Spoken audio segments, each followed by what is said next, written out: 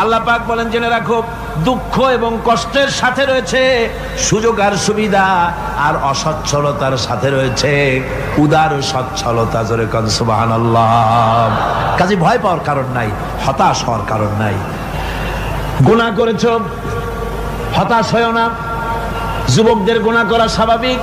ইউনিভার্সিটির ছাত্র, কলেজের ছাত্র, প্রফেসর, শিক্ষক, অফিসার ঘুষ খেয়েছেন, জিনা করা হয়েছে, মদ খাওয়া হয়েছে, মিথ্যা কথা বলা হয়েছে, যাই কিছু করেন না কেন ভয় পাওয়ার কারণ নাই, নিরাশ হওয়ার কোনো দরকার নাই। আল্লাহ পাক ডেকে বলেছেন, কুল ইয়া ইবাদিয়াল্লাযীনা আসরাফু আলা আনফুসিহিম লা তাকনাতু মির রাহমাতিল্লাহ। আমার আল্লাহ বলেন, ও নবী আপনি শুনায় দেন, হে আল্লাহর বান্দারা, তোমরা যারা নিজেদের উপরে বাড়াবাড়ি করেছো, নিজেদের উপরে জুলুম করেছো, অত্যাচার করেছো, আমি আল্লাহর রহমত থেকে নিরাশ হয়ে যেও না। মানুষ যদি অপরাধ করে, বাপের সাথে অপরাধ করেছে, মায়ের সাথে অপরাধ করেছে, মা বাবা সন্তানের চাইতে এত বড় কল্যাণকামী তো আর কেউ নাই, কিন্তু মা বাবা কোনোদিন বলে না আয় আমার ছেলে তোরে মাফ করে দেই, এরকম বলে নাকি? মন চায় ছেলে যদি মাপ চাইতো, খুশি হয়ে মাফ করে দিতাম, কিন্তু কেন যে আসে না, ডাকে না যে আয় মাফ করে দেই। মা বাপ আপনাকে এত ভালোবাসে, সেই মা বাপও আপনাকে বলে না যে আয় মাফ করে দেই। আমার আল্লাহ হচ্ছেন এমন আল্লাহ, আল্লাহ রাব্বুল আলামিন ডাকেন, এ বান্দা খুন করেছিস ফিরে আয়, জিনা করেছিস ফিরে আয়, হত্যা করেছিস ফিরে আয়, চুরি করেছিস ফিরে আয়, কুফরি করেছিস ফিরে আয়, সুদ খেয়েছিস, ঘুষ খেয়েছিস, মদ খেয়েছিস ফিরে আয়, এসে আমার দরবারে চোখের পানি ফেল, আমার দরবারে কাঁদাকাটি কর। ইন্নাল্লাহা ইয়াগফিরুয যুনুবা জামিআ ইন্নাহু হুয়াল গফুরুর রহিম। আমার দরবারে চোখের পানি ফেলে কাঁদ, আমি রব্বুল আলামিন জিন্দেগীর গুনাহ মাফ করে দেব। সুবহানাল্লাহ কর, সুবহানাল্লাহ কর। আমার কাছে কাঁদ, চোখের পানি ফেল। আল্লাহ রাব্বুল আলামিনের কাছে বান্দার দুইটা ফোঁটা বেশি প্রিয়। একটা হলো জিহাদের ময়দানে যে রক্ত ফোঁটা দেওয়া হয়, এটা আল্লাহর কাছে প্রিয়। আর আল্লাহর ভয়তে গুনার জন্য লজ্জা করে, অনুশোচনা করে বান্দা যখন চোখের পানি ছেড়ে দেয়, আল্লাহর কাছে এটা অত্যন্ত প্রিয়। নবীজি বলেছেন, বান্দা যখন গুনার ভয়তে, আল্লাহর ভয়তে, জাহান্নামের ভয়তে অনুশোচনা করে যখন চোখ দিয়া পানি ছেড়ে দেয়, ওই চোখের পানি নাকের অর্ধেক আসতে না আসতে আল্লাহ রাব্বুল আলামিন বান্দারে মাফ করে দেন। আল্লাহ বরদাস্ত করতে পারেন না যে বান্দা কান্দু। আমার ভাইরা, আল্লাহ রহমত, এই পৃথিবীতে আল্লাহর রহমতকে 100 ভাগ করা হয়েছে। আল্লাহ রহমতের কত ভাগ? এই 100 ভাগের 1 ভাগ সারা পৃথিবীতে ছড়াই দেওয়া হয়েছে। আর 99 ভাগ কার কাছে? আল্লাহর কাছে। এজন্য আল্লাহ রাব্বুল আলামিন বলেছেন, নাব্বি ইবাদি আন্নি আনাল গফুরুর রহিম। ও আমার নবী, সুসংবাদ দিয়ে দাও, বান্দাদেরকে শোনায় দাও যে আমি আল্লাহ তাআলা ক্ষমাশীল আর দয়াবান। হুজুর কাঁদতেছিলেন, হযরত ওমর রাদিয়াল্লাহু তাআলা আনহু এসে দেখেন হুজুর একা কাঁদতেছে। হুজুর জিজ্ঞেস করছেন, হযরত ওমর জিজ্ঞেস করলেন, হুজুর আপনি কাঁদেন কেন একা একা? হযরত ওমর বলেন, আমি যখন প্রশ্ন করলাম, নবীজি বললেন, আমার কাছে কিছু আগে জিবরাইল এসেছিলেন। জিবরাইল এসে আমাকে বললেন, আল্লাহ পাক বলেছেন, হে আমার নবী, ইসলামের ভিতরে থেকে যে সমস্ত মানুষগুলো ইসলামের ভিতরে থেকে চুল আর দাড়ি পাকায় দিছে, কিয়ামতের দিন এই লোকগুলারে আমি শাস্তি দিতে আমার শরম হবে। হযরত ওমর বলেন, হুজুর উম্মতের জন্য কত বড় খোঁজ খবর এটা, আর আপনি কাঁদতেছেন। হুজুর বলেন, ওমর তুমি জানো না, আমার কান্নার কারণ ভিন্ন। আমার কান্নার কারণ হলো যে আল্লাহ রাব্বুল আলামিন কিয়ামতের দিন দাড়ি চুল পাকা বান্দারে শাস্তি দিতে শরম করবেন, সেই দাড়ি চুল পাকা বান্দাগুলি আল্লাহর সাথে নাফরমানি করতে শরম করে না। আমি এই লজ্জায় কাঁদতেছি ভাইরা। হুজুর আল্লাহ পাক বলেন, ও আমার নবী, রাতের আধারে যখন একটা বুড়া আমার দরবারে হাত উঁচু করে, একটা বুড়া মানুষ রাতের আধারে যখন আমার দরবারে হাত উঁচু করে আর যখন বলতে থাকে রব্বুল আলামিন, আমার পেছনের জীবনটা বড় খারাপ করেছি, এমন কোন কাজ জীবনে করি নাই যা তোমার কাছে কিছু দাবি করতে পারি, সব রকমের নাফরমানি করেছি, আজ আমি বুড়া হয়ে গেছি, কামাই করতে পারি না, ছেলে আমাকে চোখে দেখতে পারে না, পুত্রবধূ আমাকে ঘরে জায়গা দেয় না, আমার স্ত্রী আমাকে দেখতে পারে না, রোজগার করতে পারি না, হাঁটতে পারি না, চলতে পারি না, সবার কাছে আমি তিতা হয়ে গেছি, আমি দাঁড়াতে পারি না, কোমরে ব্যথা পাই, হাঁটুতে ব্যথা পাই, চলতে পারি না, কানে শুনতে পাই না, চোখে দেখতে পারি না, আর তোমার কাছে কিছু চাইয়া নেব এমন ভালো কাজও করি নাই। এইভাবে যখন বান্দা কাঁদতে থাকে আমার দরবারে, ও আমার হাবিব আমার রহমতের দরিয়ায় জোশ মেরে যায়, আমার শরম হয় এই বুড়াটারে কেমনে খালি হাতে ফিরাইয়া দেই। সুবহানাল্লাহ, সুবহানাল্লাহ। আমার আল্লাহর এত দয়া, আমার আল্লাহর এত মায়া, এত মহব্বত। আমার আল্লাহ রাব্বুল আলামিন বলেন, وَإِذَا سَأَلَكَ عِبَادِي عَنِّي فَإِنِّي قَرِيبٌ। আমার হাবিব, আমার বান্দা আমার ব্যাপারে প্রশ্ন করে, আমি বান্দার একদম নিকটে।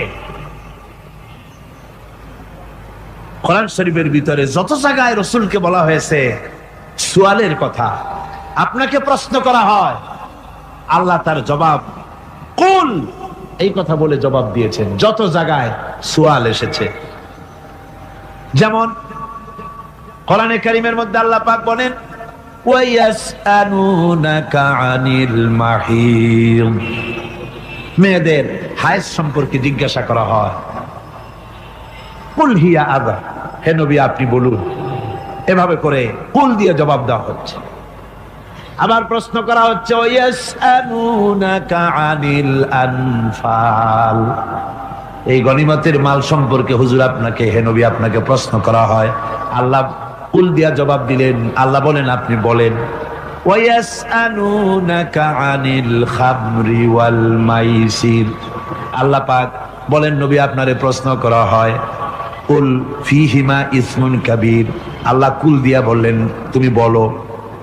আবার বলা হলো, ওয়ায়াসআলুনাকা আনিল আহিল্লা কুল হিয়া মাওয়াকিতু লিন্নাস, ও নবী আপনাকে প্রশ্ন করা হয় চাঁদের ক্রমবর্ধমান এবং ক্রমহ্রাস, এই যে বাড়ে আর কমে, পূর্ণিমা হয় অমাবস্যা হয়, কেন হয় আপনি বলুন। কুল, আপনি বলেন এটা আমি অক্ত এবং সময়, বছর আর দিন গণনা করার জন্য পৃথিবীবাসীদের জন্য বিনা পয়সায় একটা ক্যালেন্ডার বানাইয়া আকাশে ঝুলাই রেখেছি। এভাবে যত জায়গায় এসেছে আপনাকে প্রশ্ন করা হয়, তত জায়গায় আল্লাহ জবাব দিয়েছেন কুল আপনি বলেন। গোটা কোরআন শরীফের ভিতরে এই একটি মাত্র জায়গা যেখানে বলা হয়েছে আপনাকে প্রশ্ন করা হয়, আল্লাহ এখানে বলতে পারতেন কুল আপনি বলেন, আল্লাহ তোমাদের নিকটবর্তী, এভাবে জবাব হয় নাই। এটা কায়দাটা হলো এই, আল্লাহ বলতেছেন ওয়াইজা সালাকা ইবাদি, ও আমার নবী প্রশ্ন তো আমার বান্দারা আমার ব্যাপারে করেছে, এবার আপনার জবাবের কোনো দরকার নাই, প্রশ্ন আমার ব্যাপারে আমি নিজে জবাব দিয়ে দেই। ফাইন্নী কারীব, ও বান্দা আমার ব্যাপারে প্রশ্ন করেছিস, জবাব আমি দেই, আমি তোর সবচাইতে বেশি নিকটে। সুবহানাল্লাহ, কত নিকটে? ওয়ানাহনু আকরাবু ইলাইহি মিন হাবলিল ওয়ারিদ, তোর যে রব এই শাহরগের চাইতেও আমি তোর বেশি কাছে। সুবহানাল্লাহ, আমারে ডাক, আমারে ডাক, কলিজা দিয়া ডাক, অন্তর দিয়ে ডাক। মনের থেকে মানুষ যদি ডাকে, মুখের ডাক আর মনের ডাক এক জিনিস নয়। দিল সে জুবাত নিকলতি হ্যায় असर रखती है पर नहीं मगर ताकते परवाज रखती है। দিল থেকে যে কথা বেরোয় তা প্রভাব বিস্তার করে, ডানা নাই কিন্তু ওড়ার ক্ষমতা রাখে। মনের কথাই ভিন্ন, মন থেকে, দিল থেকে, কলিজা থেকে, অন্তরের গভীর কন্দর থেকে মুহাব্বতের সাথে কেউ যদি একবার বলে আল্লাহ, আল্লাহ রাব্বুল আলামিন বলেন অন্তরের অন্তঃস্থল থেকে একটি বার যদি বান্দা বলেন আল্লাহ, আল্লাহ বলেন 70 বার সাড়া দিয়া জিজ্ঞেস করি বান্দা কি চাও, আমি তোমার কাছে আছি। সুবহানাল্লাহ, আমি তোর একদম কাছে, কি চাস বল, বল আমার কাছে। এমন দয়াবান, এমন মেহেরবান, এমন আল্লাহ আমাদের। সে আল্লাহ রাব্বুল আলামিন তিনি বলছেন وَقَالَ رَبُّكُمْ উদউনি আস্তাজিব লাকুম, তোমাদের রব বলেছেন আমারে ডাকো, আমি আল্লাহ ডাকের সাড়া দিয়া দেব। সুবহানাল্লাহ। কারে ডাকতে হবে? কারে ডাকতে হবে? এই বিশাল জনসমুদ্র একযোগে চিল্লায় কোন কারে ডাকতে হবে? কোন পীর সাহেবকে নয়, আল্লাহর কসম কোন খাজা বাবাকে নয়, ডাকতে হবে কারে? চিল্লায় কোন কারে? ওয়াকালা রাব্বুকুম উদউনি, তোমার রব তোমাকে বলতেছে আমারে ডাকো, আস্তাজিব লাকুম, আমারে ডাকবে আমি সাড়া দিয়ে দেব। সুবহানাল্লাহ। আল্লাহকে ডাকেন, কি চাই আপনার বলেন, কি চাই? আল্লাহর কাছে চান, আল্লাহ দিয়ে দিবে। দেওয়ার জায়গা আল্লাহর কাছে চাইবেন, আল্লাহ দিবেন। দেওয়ার জায়গা, চাওয়ার জায়গা হলো সেজদায় পড়ে যাবেন। আমার ভাইয়েরা জায়গাটা চিনায় দিলাম। মাজারে যাওয়া লাগবে না, কবরে যাওয়া লাগবে না, 2 রাকাত নামাজ পড়ে সেজদায় পড়ে গিয়া যত বিপদ আছে, মুসিবত আছে, সেজদার মধ্যে চোখের পানি ছেড়ে দেন আর কেন্দে কেন্দে জীবনের কথা বলেন। আল্লাহ রাব্বুল আলামিন আপনার আওয়াজ শুনবেন আর দোয়া কবুল করে নিবেন। কাঁদতে হবে আল্লাহর কাছে। কার কাছে? আল্লাহর কাছে। আল্লাহর প্রতি আপনি পূর্ব পশ্চিমে কতবার মুখ ঘোরালেন, এটাই কিন্তু আপনার আসল সৎ কাজ নয়। আসল সৎ কাজ হলো আল্লাহর প্রতি ঈমান আনা। এই ঈমানের ব্যাপারে 3টা দিন আমরা পার করে দিলাম, এখনো কথা শেষ হয় নাই। আল্লাহর প্রতি ঈমান আনলে পরে যে উপকারটা হবে 5ম নম্বরে, সেটা হলো কঠোর এবং কঠিন বিপদের ভিতরে বান্দার ভিতরে অবিচলতা এবং ধৈর্যের সৃষ্টি হয়ে যাবে। আলহামদুলিল্লাহ। কঠিন বিপদ মুসিবত আসলে পরে সে অবিচল থাকবে। সারা দুনিয়ার বিপদ আপদ, শত্রুতা, দুঃখ, কষ্ট, মুসিবত, জুলুম, নির্যাতন সবকিছু পাহাড়ের মতো উঁচু হয়ে তাকে ঘিরে ফেলবে, কিন্তু তাকে এক চুলও নাড়াতে পারবে না। কবি বলতেছেন সাথে জাকা রহা হ্যায় আসল সে তা ইমরোজ, সাথে জাকা রহা হ্যায় আসল সে তা ইমরোজ, চরাগে মুস্তফাবি সে শরারে বুলাবিস। সে আবহমান কাল থেকে শুরু করে মুস্তাফা সাল্লাল্লাহু আলাইহি ওয়াসাল্লামের দীপ শিখার সাথে আবু জাহেল, আবু লাহাবের অগ্নিস্ফুলিঙ্গের টক্কর লেগেই আছে। রাসূলুল্লাহর আল্লাহর দেওয়া এই বিধান, এই দ্বীনের বাতিটা টিম টিম করে চলেছে। আর গর্কি, টর্নেডো, হাজার হাজার মাইল বেগে হ্যারিকেন এসেছে, গর্কি এসেছে, টর্নেডো এসেছে, টাইফুন এসেছে, কিন্তু এই আলো নিবাইতে পারে নাই। সুবহানাল্লাহ।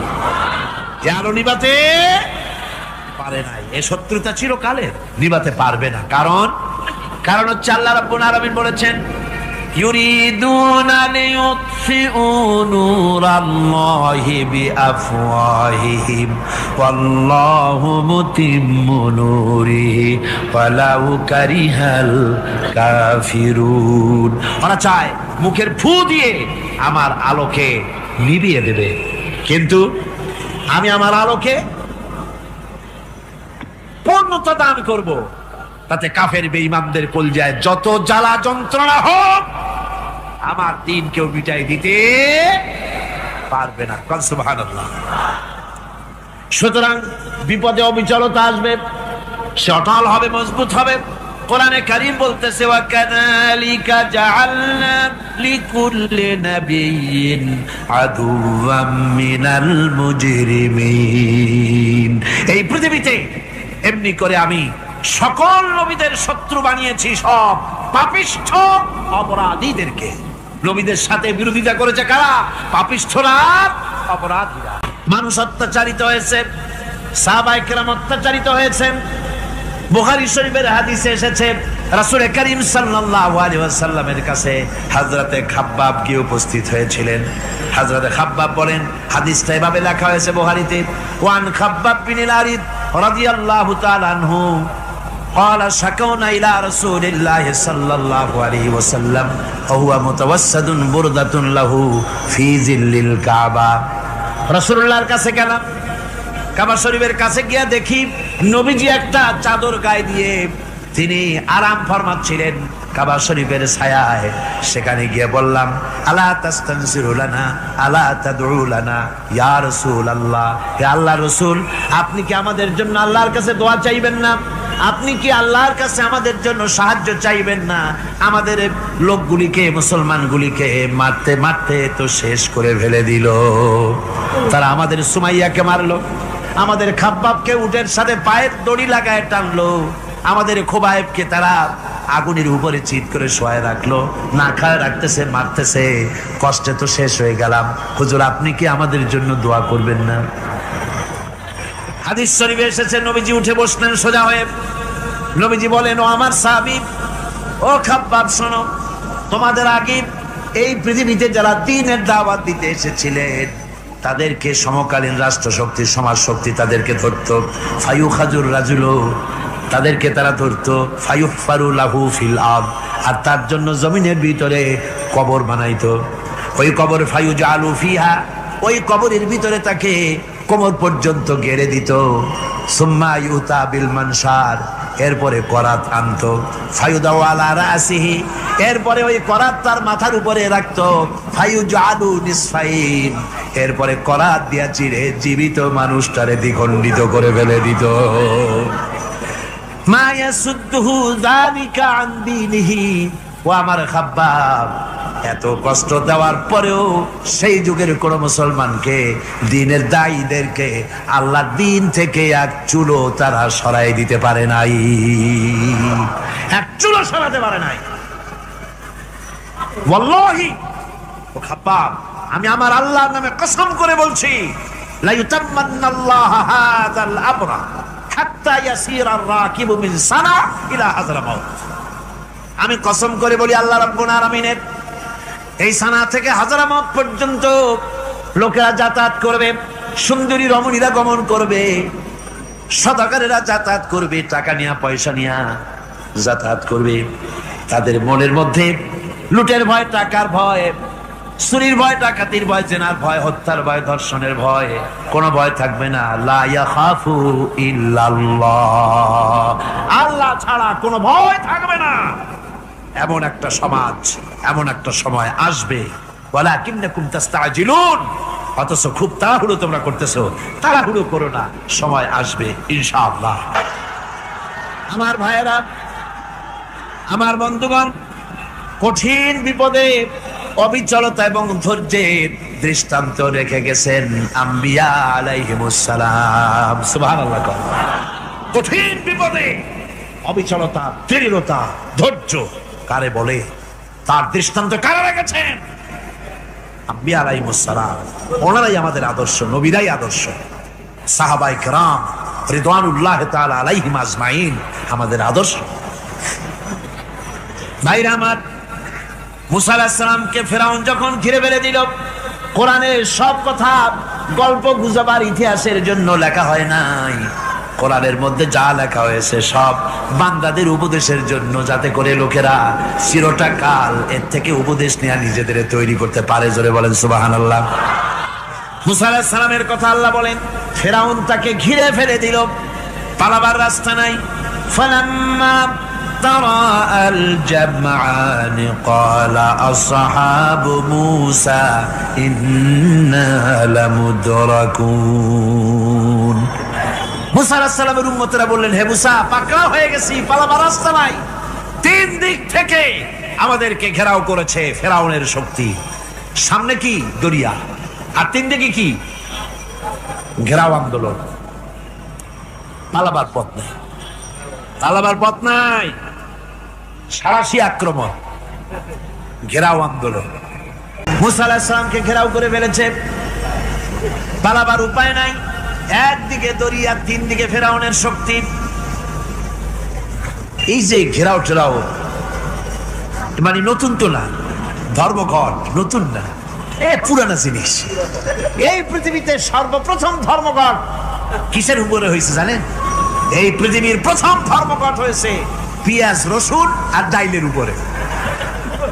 মুসা আলাইহিস সালামের জামানায় লান নাসবিরা আলা তুআমিন ওয়াহিদ, আমরা এক রকমের খাদ্য আর খাবো না, আমাদের পেঁয়াজ দেওয়া লাগবে, ডাল দেওয়া লাগবে, রসুন দেওয়া লাগবে। সর্বপ্রথম ধর্মঘট হয় মুসা আলাইহিস সালামের জামানায়, সেখান থেকে শুরু হয়েছে। তিন দিক থেকে ঘেরাও হয়ে গেছে, পালাবার কোনো রাস্তা নেই। হযরতে মুসা আলাইহিস সালামের কাছে উম্মতেরা বললেন, পালাবার তো কোনো পথ নাই, এখন উপায়টা কি? আমাদের তো আর উপায় নাই। মুসা আলাইহিস সালাম দেখেন বিপদে পড়ে গেছেন, কিন্তু ধৈর্য হারান নাই, ভয় পান নাই। ভয় পাইছিলেন? ভয় পেয়েছেন? প্রশ্নই ওঠে না। মুসা আলাইহিস সালাম আল্লাহ পাক যাদেরকে বলেছেন উলুল আযম, রাসূল যাদের বলেছেন তার মধ্যে হযরত মুসা একজন উলুল আযম পয়গম্বর। চারটিখানি কথা না, আল্লাহ কথা বলছেন তার সাথে, কালিমুল্লাহ তিনি। সুবহানাল্লাহ। কর মুসা আলাইহিস সালাম শোনালেন, কাল্লা ইন্না মাইয়া রাব্বি সায়াহদিন। কখনো নয়, আমার উম্মতেরা ভয় পেও না, আমার রব অবশ্যই আমাকে পথ দেখাবে। সুবহানাল্লাহ। তিন দিক থেকে শত্রু, একদিকে দরিয়া, পালাবার কোন রাস্তা নাই। সেখানে দৃঢ়তার সাথে তিনি বলছেন, অবশ্যই আমার আল্লাহ আমারে পথ দেখাবে। সুবহানাল্লাহ। নবীরা এই দৃঢ়তা দেখিয়েছেন, অবিচলতা দেখাইছেন। আল্লাহ পাক মুসা আলাইহিস সালাম যখন এই দৃঢ়তা দেখালেন, এই অবিচলতা দেখালেন, সঙ্গে সঙ্গে জিবরাইল এসে হাজির হয়ে গেলেন। আল্লাহ পাক বলেন, ফাআওহাইনা ইলা মুসা আন আদরিব বিআসাকাল বাহরা ফানফালাকা ফাকানা কুল্লু ফিরকিন কাত্তাউদিল আযীম। মুসা আলাইহিস সালামকে আমি ওহী নাযিল করলাম, তাকে বললাম হাতে যে লাঠি আছে, এই লাঠি দিয়ে আঘাত করো দরিয়ার উপরে। দরিয়ার উপরে আঘাত করলেন, একটা রাস্তা হয় নাই, 12টা রাস্তা তৈরি হয়ে গেল। আর দেওয়ালগুলা পাহাড়ের মতো উঁচা হয়ে গেল। দরিয়ার ভিতরে পাহাড়ের মতো উঁচা, মজবুত 12টা রাস্তা। এবার মুসা আলাইহিস সালাম তার দলবল নিয়ে চললেন। আল্লাহ রাব্বুল আলামিন বলেন, ওয়া আনজাইনা মুসা ওয়া মান মাআহু আজমাইন। মুসা এবং তার সাথী সঙ্গীদেরকে আমি পার করে দিলাম। মুসা আলাইহিস সালাম এবং তার সাথী সঙ্গী নিয়ে যখন দরিয়ার মাঝখানে আসছে, ফেরাউন তার দলবল নিয়ে এসে গেছে। আসে দেখে নদীর মধ্যে রাস্তা। বাবা, খুব তো কায়দা। ও মনে করছে ওর বাজানের তৈরি করা ডিস্ট্রিক্ট বোর্ডের রাস্তা। ওর লোকজন নিয়ে নেমে গেছে দরিয়ার ভিতরে। ও আসছে মাঝখানে, মুসা আলাইহিস সালাম চলে গেছে ওপার, দরিয়া পার। মাঝখানে যখন এসে গেল, আল্লাহ রাব্বুল আলামিন পানিকে অর্ডার করলেন কুন। আল্লাহর তো বটন টেপা লাগে না, মুখ দিয়া কোনো হুকুম করা লাগে না, শুধু বলেন কুন। যে ব্যাপারে কুন বলেন ফায়াকুন, সাথে সাথে হয়ে যায়। আল্লাহ বললেন কুন, আর অমনি রাস্তা বন্ধ হয়ে গেল। এবার তুফান শুরু হয়েছে নদীতে, ঢেউয়ের উপরে ঢেউ, মৌজুন কাল জিবাল, পাহাড়ের মতো উঁচু হয়ে হয়ে ঢেউ আসতেছে। দলবল ঘোড়া আর অস্ত্রপাতি যা ছিল সব মরিয়া শেষ। এবার ফেরাউন একা উপরে ওঠে আর নিচে নামে, পানি খেতে খেতে পেটের কাম সারা। জনমের খাওয়া খাইছে পানি, এখন জান যা, বাঁচবার আর উপায় নাই, বাঁচবার আর উপায় নাই। ফেরাউন তার নিজের জীবন সম্পর্কে হতাশ হয়ে গেল। এবার ফেরাউন বলতেছে, আমানতু আন্নাহু লা ইলাহা ইল্লাল্লাযী আমানাত বিহি বানু ইসরাঈল। আমি ঈমান আনলাম, আমি ঈমান আনলাম আল্লাহ ছাড়া কোনো ইলাহ নাই। ওই আল্লাহর উপর ঈমান আনলাম যে আল্লাহর উপরে ঈমান এনেছে বনি ইসরাঈলেরা। আল্লাহ যাতে ঠিক পাইছে কোন আল্লাহর উপর ঈমান আনছে। বনি ইসরাঈলের আল্লাহর উপর ঈমান আনলাম। আল্লাহ এই তো মুসলমান হয়ে গেছি, এরপরও আমার সুবাও কেন? আল্লাহ রাব্বুল আলামিন জবাবে বলেন আল আন, এখন ওয়াকাদ আসাইতা ক্বাবলু ওয়া কুনতা মিনাল মুফসিদিন। এখন ঈমান আনার কথা বলছো, অথচ যুগের পর যুগ, বছরের পর বছর ধরে আমার মানুষের উপরে মন গড়া আইন চালায়েছো, আমার পয়গম্বরের সাথে বেয়াদবি করেছো। আজ তোমাকে আমি ছাড়ছি না, তোমাকে আজকে ছেড়ে দেব না, আমি তোমাকে মারব। আর সমস্ত প্রাণীগুলিকে, স্থলচর প্রাণীগুলিকে আল্লাহ পাক অর্ডার দিয়া দিলেন, এই ফেরাউনের লাশকে ডুবাবি না, পচাবি না, খাবি না। আল ইয়াউমা নুনাজ্জিকা বিবাদানিক, আমি তোমার শরীরে বাঁচায় দেব। পোকে খাবে না, পানিতে পচবে না, মাছে খাবে না, কুমিরে খাবে না, দুনিয়ার কোনো পশুতে খাবে না। আমি তোরে শুটকি বানাইয়া রাখবো, যাতে করে দুনিয়ার সমস্ত ফেরাউন যত যুগে যুগে আসে তোরে দেখে যেন হেদায়েত নিতে পারে। ফেরাউনকে আল্লাহ শুটকি বানায় রাখছে। আমি ফেরাউনদের লাশ দেখেছি ব্রিটিশ মিউজিয়ামে। ফেরাউন তো একটা না, অনেকগুলা। আসলটারে অবশ্য দেখিনি।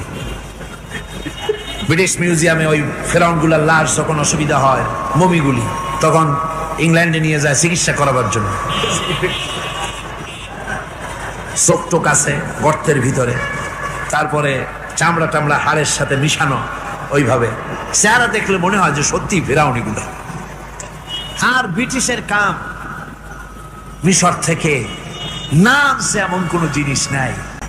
তারা ময়ূর সিংহাসনের, শাহজাহানের ময়ূর সিংহাসনের ময়ূরের বাম চোখে কোহিনূর মণি লাগাইছিলেন।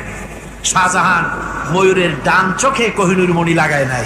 কোহিনূর মণির অনেক দাম, আমি দেখে এসেছি মণি। এখন সেটা কুইন এলিজাবেথের মুকুটে শোভা পাচ্ছে। সেই মণি এমনি বলে প্রবাদে ৭ রাজার ধন এক মানিক্য, বলেন এরকম অনেক দাম। শাহজাহান দেখালেন আমি মুসলমান, আমার কাছে এটার দাম নাই, এই জন্য ময়ূরের ডান চোখে লাগালাম না, বাম চোখে লাগাই দিলাম। এইটারে চুরি করছে। টিপু সুলতানের তরবারিটা পর্যন্ত চুরি করেছে। আজ পর্যন্ত ব্রিটিশ মিউজিয়ামে টিপু সুলতানের তরবারিটা আছে, আমি তরবারিটা দেখে এসেছি। আমার বন্ধুগণ, বলতেছিলাম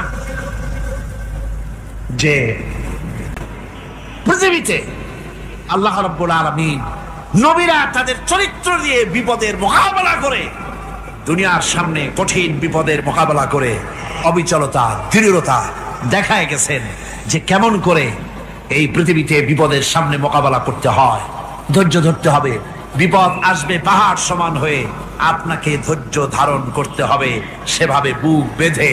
যেহেতু এটা যদি বিশ্বাস হয় যে আমার কিসমতে যা আছে তার থেকে বেশি কিছু হবে না, তাহলেই আপনার ধৈর্য আসবে, ভয় পাবেন না। কথা ঠিক কিনা কর? এবারে হযরত হুদ আলাইহিস সালাম সম্পর্কে আল্লাহ রাব্বুল আলামিন বলেন, হযরতে হুদকে যখন ষড়যন্ত্র হলো, কাফির বেঈমানেরা তাকে মেরে ফেলার জন্য যখন সরকারি ষড়যন্ত্রে লিপ্ত হয়ে গেল, হযরতে হুদ সমাজের এই চ্যালেঞ্জের মোকাবেলা করলেন। হযরত হুদ বলেন, ফাকিদুনি জামিআন সুম্মা লা তুনজিরুন ইন্নী তাওয়াক্কালতু আলাল্লাহি রাব্বি ওয়া রাব্বিকুম। আমি, তোমরা তোমাদের ষড়যন্ত্র আমার বিরুদ্ধে যত পারো আমার বিরুদ্ধে ষড়যন্ত্র চালাও, এতটুকুন আমার অবকাশ দিও না। আমি এমন আল্লাহর উপরে ভরসা করেছি যার হাতের ভিতরে তোমাদেরও জান আর আমারও জান। যা পারো তাই করো। সরকার, সমস্ত শক্তি একত্রিত হয়ে আমার মোকাবেলা করো। একদিকে হুদ আলাইহিস সালাম, আর একদিকে গোটা জাতি। হযরত হুদ ভয় পায় নাই। সুবহানাল্লাহ কোন। ঈমান বিল্লাহ মানুষের কলিজাকে এভাবে শক্ত করে দেয়, কোন আলহামদুলিল্লাহ। এবারে এই বিপদের, কঠিন বিপদের মোকাবেলা করে আমার রাসূল যে প্রমাণ দিয়া গেলেন, আমার রাসূল যে কঠিন বিপদের মোকাবেলা করলেন, ভাইরা আমার, হিজরতের রাতে সওর পাহাড়ের ভিতরে যখন তিনি আশ্রয় নিলেন, হযরতে আবু বকরের সাথে ছিলেন। হযরতে আবু বকর রাদিয়াল্লাহু তাআলা আনহু বলেন, হুজুর আপনি দাঁড়ান, এটা তো পাহাড়িয়া গুহা, গুহার ভিতরে সাপ থাকতে পারে, বিচ্ছু থাকতে পারে, আমি আগে ঢুকি, বিপদ যদি হয় আমার উপর থেকে হয়ে যাক। গুহার ভিতরে নেমে গুহা সাফ করলেন। এরপরে হুজুরকে ডাকলেন, হুজুর তাশরীফ নিলেন গুহার ভিতরে। এরপরে হুজুর বললেন, আবু বকর, পাহাড়ে হেঁটে হেঁটে 2-3টা পাহাড় পাড়ি দিয়া যাওয়া লাগে সৌর পাহাড়ে। মদিনার সোজা রাস্তা হুজুর ধরেন নাই, মেসফালার পথ দিয়া, জাবালে খেদোয়ার উপর দিয়া 3টা পাহাড় পাড়ি দিয়া তারপরে হুজুর গেলেন সৌর পাহাড়ে। গুহার ভিতরে হুজুর তাশরীফ নিলেন। বললেন, আবু বকর তুমি বসো, তোমার উরুর উপরে মাথা রেখে আমি একটু আরাম করি। হযরতে আবু বকর বসলেন, হুজুর তার উরুর উপরে মাথা রেখে ঘুমায় গেলেন। আর এরপরে কাফির বেঈমানেরা তালাশ করতে করতে কাফেররা এসে গেল পায়ের চিহ্ন দেখে দেখে গর্তের কাছে। হযরত আবু বকর ভয়তে কেঁদে ফেললেন, আরে আর তো উপায় নাই, এবার তো ধরা পড়ে গেছি, এবার নবীজিকে মেরে ফেলে দেবে। নবীর মহব্বতে, নিজের মহব্বতে নয়, নবীর মহব্বতে কাঁদতেছিলেন। হুজুর বলেন, হুজুরের ঘুম ভেঙে গেল। বলো, আবু বকর কাঁদো কেন? ছেলের কথা, মেয়ের কথা, বিবির কথা, বাড়ির কথা মনে পড়লো নাকি?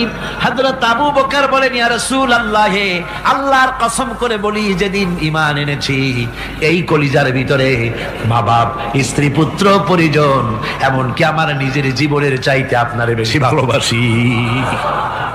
তা কাঁদো কেন? কাঁদো কেন? হযরত আবু বকর বলেন, হুজুর ধরা পড়ে গেছি, কাফেররা এসে গেছে গর্তের কাছে, তাকালি আমাদের দেখতে পাবে, আমরা তো মাইনরিটি, ওরা তো মেজরিটি, আমরা তো ধরি মারি ফেলাই দেবে, আপনাকে মেরে ফেলে দেবে, এই জন্য কাঁদি। আল্লাহ রাব্বুল আলামিন, হুজুর তখন কি দৃঢ়তা, কি অবিচলতা, কি ধৈর্যের পাহাড় সম মনোবৃত্তি তখন দেখালেন। আল্লাহ কোরআন শরীফে চিরকাল যাতে মানুষেরা হেদায়েত দিতে পারে, সেজন্য হুজুরের কথা উঠায় দিলেন কোরআনে। আল্লাহ পাক বলেন, ইযহুমা ফিল গার ইয ইয়াকুলু লিসাহিবিহি লা তাহজান ইন্নাল্লাহা মা'ানা। ও বন্ধু, ভয় পেও না, আল্লাহ আমাদের সাথে আছেন। সুবহানাল্লাহ। আল্লাহ আমাদের সাথে আছেন, আমরা মাইনরিটি নই, আমরা মেজরিটি। আল্লাহ আছে আমার সাথে, ভয় পাওয়ার কোনো কারণ নাই। সুবহানাল্লাহ। আল্লাহ পাক বলেন, فأنزلallahu sakinatahu alayhi wa ayyadahu bijunudin lam tarawha। আমি এদের অন্তরের ভিতরে আমি শান্তি নাজিল করে দিলাম, প্রশান্তি দিয়া দিলাম, আর আমি সাহায্য করলাম, আর এমন সব সৈন্য পাঠায় দিলাম যে সৈন্যগুলি তোমরা দেখতে পাও নাই। সুবহানাল্লাহ ওয়া বিহামদিহি। ভাইরা আমার, রাসূল করিম সাল্লাল্লাহু আলাইহি সাল্লাম এই বিপদের মাঝে, চরম বিপদের মাঝে অবিচলতা, দৃঢ়তা, কঠিন আত্মনির্ভরতা দেখিয়েছেন। এগুলি হলো ঈমানের 5 নম্বরের উপকারিতা। আল্লাহর প্রতি ঈমান আনলে এভাবে পাহাড় সম ঈমান মজবুত হয়ে যায়। জেলের পরোয়া করি না, ফাঁসির পরোয়া করি না, শহীদ হওয়ার পরোয়া করি না, মেরে ফেলে দেবে, উড়ায় দেবে, হত্যা করবে, পরোয়া করি না। পরোয়া করি কেবলমাত্র কাকে? জনে বলেন কারে? এইরকম মুসলমান হাজার হাজার লাখ লাখ দরকার নাই, 313 জন যথেষ্ট। কয়জন যথেষ্ট? 313 জন যথেষ্ট। বদরে যারা জান দিয়ে, মাল দিয়ে দিনকে প্রতিষ্ঠিত করেছিলেন, এরকম 313 জনই যথেষ্ট ছিল। এই দৃঢ়তা, এই অবিচলতা, এই ঈমান, এই ধৈর্য শিক্ষা দেয়, এই উপকার করে ঈমান বিল্লাহ। আল্লাহর প্রতি ঈমান আনলে এভাবে পাহাড়ের মতো শক্ত হয়ে যায় কলিজা। কোন আলহামদুলিল্লাহ। আমার বন্ধুগণ, এবার আমি বলবো সর্বশেষ উপকারের কথাটা বলি, মোনাজাত ছেড়ে দেব। কয়টার কথা বলছিলাম? উপকার ছয়টা উপকারের কথা বলেছি। অনেকগুলি বৈশিষ্ট্য, অনেকগুলি উপকারের মধ্যে আল্লাহর প্রতি ঈমানের 6টা উপকারের কথা 5টা বলা হয়ে গেছে।